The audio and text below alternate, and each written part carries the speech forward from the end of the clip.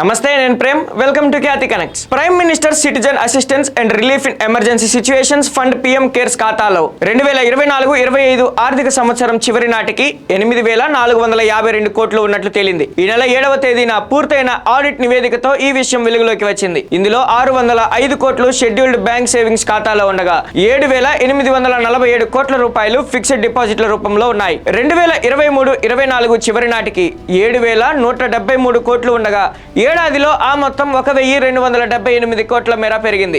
ఇందులో స్వదేశీ విరాళాల రూపంలో 479 కోట్లు, విదేశీ విరాళాల రూపంలో 92 లక్షలు, వడ్డీ కింద సేవింగ్స్ బ్యాంక్ ఖాతాలో ఉన్న నిల్వలపై 5.78 కోట్లు, ఫిక్స్డ్ డిపాజిట్లపై 469 కోట్ల మేర వచ్చాయి. టీడీఎస్ ఇంప్లిమెంటింగ్ ఏజెన్సీల నుంచి రీఫండ్ రూపంలో 324 కోట్లు జమయ్యాయి. ఆ ఏడాది పిల్లల స్కీమ్ కింద 87.85 లక్షలు, బ్యాంక్ ఛార్జీలు, ఎస్ఎంఎస్ ఛార్జీల కింద 151 కలిపి మొత్తం 87.85 లక్షలు మాత్రమే ఖర్చు చేశారు. పీఎం కేర్స్ ఫండ్ ను 2020 మార్చి 27న చారిటబుల్ ట్రస్ట్ కింద నమోదు చేశారు. కోవిడ్-19 లాంటి అత్యవసర పరిస్థితులు తలెత్తినప్పుడు ప్రజలను ఆదుకోవడానికి ఈ నిధిని ఏర్పాటు చేశారు. 2021 మే 29న పీఎం కేర్స్ పథకాన్ని ప్రారంభించారు. కోవిడ్-19 కారణంగా తల్లిదండ్రులను కోల్పోయిన పిల్లలను ఆదుకోవడానికి ఈ నిధులను ఖర్చు పెట్టారు. పీఎం కేర్స్ ఫండ్ ఖాతాలో దాదాపు 8,500 కోట్లు ఖర్చు చేయకుండా పడి ఉన్నాయి.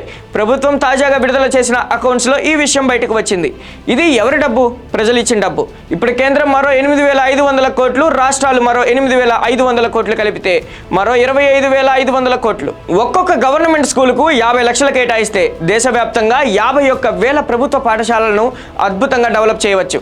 ప్రధానంగా ఎలాంటి మౌలిక సౌకర్యాలు కల్పించాలో ఒకసారి పరిశీలిద్దాం. క్లాస్ రూమ్స్ బాగు చేయాలి, క్లీన్ టాయిలెట్స్ ఏర్పాటు చేయాలి, సురక్షితమైన మంచినీటిని తాగునీరుగా ఏర్పాటు చేయాలి, విద్యుత్ సౌకర్యం మెరుగుపరచాలి, కనీస ఆట వస్తువులను సమకూర్చాలి. ఇలా చేస్తే లక్షలాది మంది పిల్లలకు నేరుగా ప్రయోజనం కలుగుతుంది. Gen Z cockroach Janata party school teacher నినాదంతో ఉద్యమం చేయబోతున్నాయి. ఇలా పాఠశాలలను అభివృద్ధి చేసి చూపించడమే వారికి సరైన జవాబు.